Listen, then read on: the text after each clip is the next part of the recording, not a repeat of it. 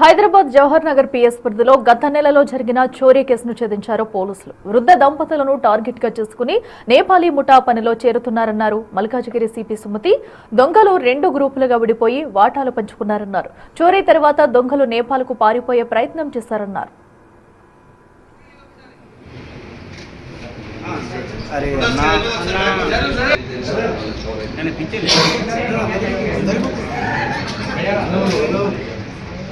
దొంగల ఫోటోలను సరిహద్దు అధికారులకు పంపించగా ముఠా నేపాల్కు పారిపోయే ప్రయత్నంలో అధికారులు పట్టుకున్నారన్నారు. నిందితుల నుంచి 60 తులాల బంగారు ఆభరణాలు, 15 కిలోల వెండి ఆభరణాలు, $3000 స్వాధీనం చేసుకున్నారని తెలిపారు. అంతేకాకుండా నిందితులపై 2023లోనే మొయినాబాద్లో కేసులు ఉన్నట్లు గుర్తించారు. వారిని అరెస్టు చేసి రిమాండ్కు తరలించామన్నారు సిపి సుమతి.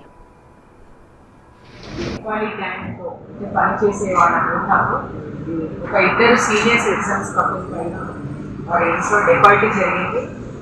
ఆ డెకాల్టీలో దాదాపుగా మురళీమోహన్ తర్వాత తన వైఫ్ వీళ్ళు ఇంటర్నేషనల్ ఆర్బిట్రేటర్గా పనిచేస్తారు.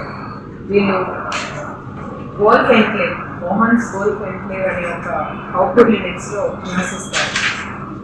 వీళ్ళిద్దరూ సీనియర్ కపుల్ ఇంట్లోనే ఉంటారు. ఆవిడ డాక్టర్గా పనిచేస్తారు, సీనియర్ టెక్నాలజీస్. అయితే వీరు సీనియర్ కపుల్ని ఎరిగి వీరి నిస్సహాయతను వాళ్ళకు తెలుసుకొని ఫస్ట్ ఈరోజు మనము అరెస్ట్ చేయబడ్డాం మీనా అలియాస్ మమత, తర్వాత ఆమె భర్త రాజేష్. ఇద్దరిని పని వాళ్ళని తీసుకొని వస్తారు. తీసుకొని వచ్చి వాళ్ళ ఇంట్లో పెట్టడం జరుగుతుంది. ఎవరినైతే తీసుకొని వచ్చిందో సలీనా, తర్వాత విశ్వాస్, వీళ్ళని మనం ఆల్రెడీ అరెస్ట్ చేస్తున్నాం. కాకపోతే ఈ మీనా అన్నామే తర్వాత ఆమె భర్త, ఎస్పెషల్లీ మీనా అన్నామే తీసుకొని మిగిలిన వాళ్ళని పనిలో పెట్టించిన క్రమంలోనే దాదాపుగా 6 మందిని ఆ ఇంట్లోకి చేరుస్తారు.